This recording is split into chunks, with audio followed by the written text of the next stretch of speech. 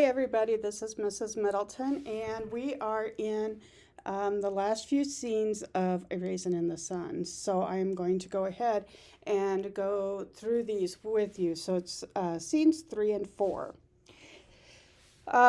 So the first question for this is, how does Ruth and Walter's relationship change as the play progresses, and why? Well, it seems that their relationship starts to become better. They start talking more and are more playful or flirty with each other. And why does that happen? Well, I think they're starting to see hope. So this is where it's coming out. Like, it's about hope and how much hope can improve your life. So the next question, what does Walter mean by, damn, even the NAACP takes a holiday sometimes? Well, you have to look at the context of the quote. So what was happening around it. So that means in this particular quote, Walter was poking fun at Benita because Benita is always talking about wanting her race to move forward and not to stay stagnant. The NAACP stands for the National Association of Advancement of Colored People. And like I said, Walter really feels that Benita sometimes is going overboard and needs to relax about her passion for the people of her race. And that's kind of what he was getting at. The welcoming committee. How is it ironic? Well, the welcoming committee, their idea of welcoming the younger family was to tell them to not move into the neighborhood, and they didn't want the youngers in their neighborhood because of their skin color. And it wasn't just that they talked about it, it's that they were all willing to put a bunch of money into it so that the youngers would stay out of their community. Okay, so this next question is a what do you think question. So I can't answer that for you. But what I want you to think about is, so this is a question. What do you think of Mr. Linder's statement that most of the trouble exists because people just don't sit down and talk to each other? What do you think of that? Now remember what Mr. Linder did. He came in on behalf of the welcoming committee and told the youngers, hey, we're going to buy you out of the house, so why don't you just come with us? So think about how is it ironic? Is it hypocritical? What do you think of that statement?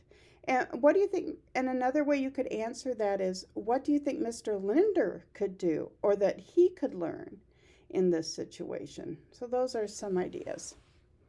What is Mr. Linder doing by saying that African American families are happiest living in their own communities?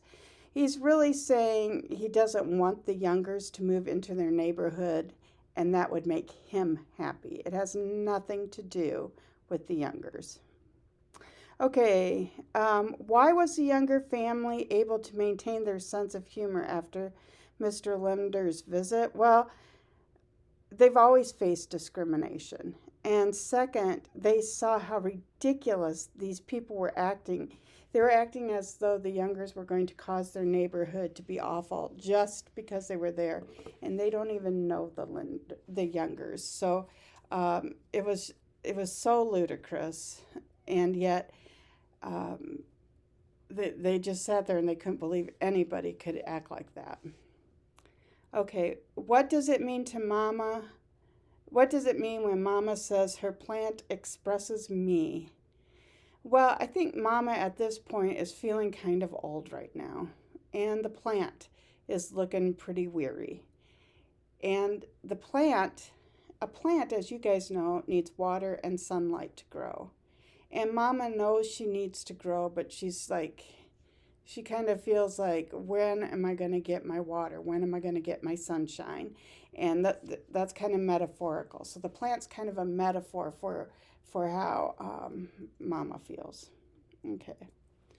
The new house for the youngers, it means different things for each of them. So for Mama, It means a dream realized or a dream come true. She had that with Walter Sr. They wanted to get out of their circumstances, and she saw him working every day, and she wanted to bring honor to him for that.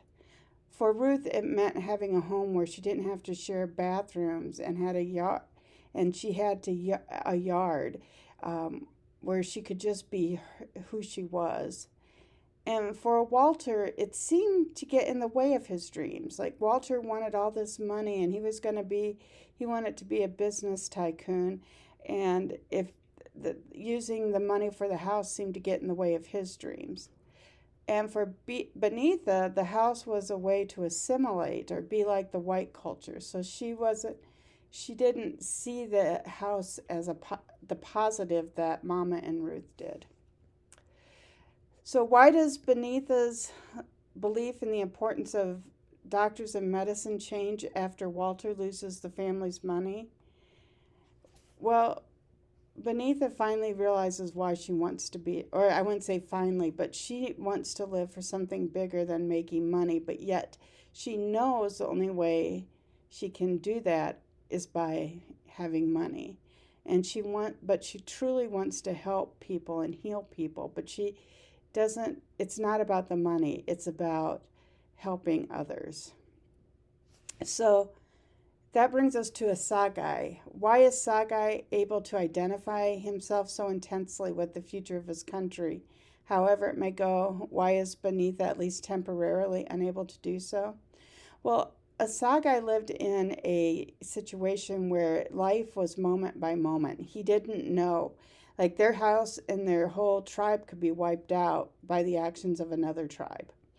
And he knows what it is to have one dream die and have to develop new dreams. But Benita at this point, only sees what she has lost. And that is the difference between Benita and Asagai. So the next question is kind of hard to answer because we don't know what the end of the play is. But after he's robbed, Walter says that life is divided between the takers and the tooken. The final events in the play prove him wrong. Why or why not? Or do the final events in the play prove him wrong? Why or why not? Again, we can't really answer that because we're not at the end of the play. But there again, that is also an opinion question because it could go either way, right? All right. And finally, then we've got, what does it mean to Walter to be a man? Well, Walter feels that being a man means providing for his family financially, and it means that it's having cash in his pockets. He wants to walk around with cash. He wants to be the big spender, that kind of thing. And what is the last word in Act 2? This again is an opinion question. And why is it important? So the last word is strength. So why do you think it is important? Like, why do you think the word strength is important? And what do you think that foreshadows? Or why do you think the younger family is going to need strength? So if you would go ahead, that's all you have to do. And I hope you like the play. I think everybody's worked hard on it, and I look forward to seeing your answers.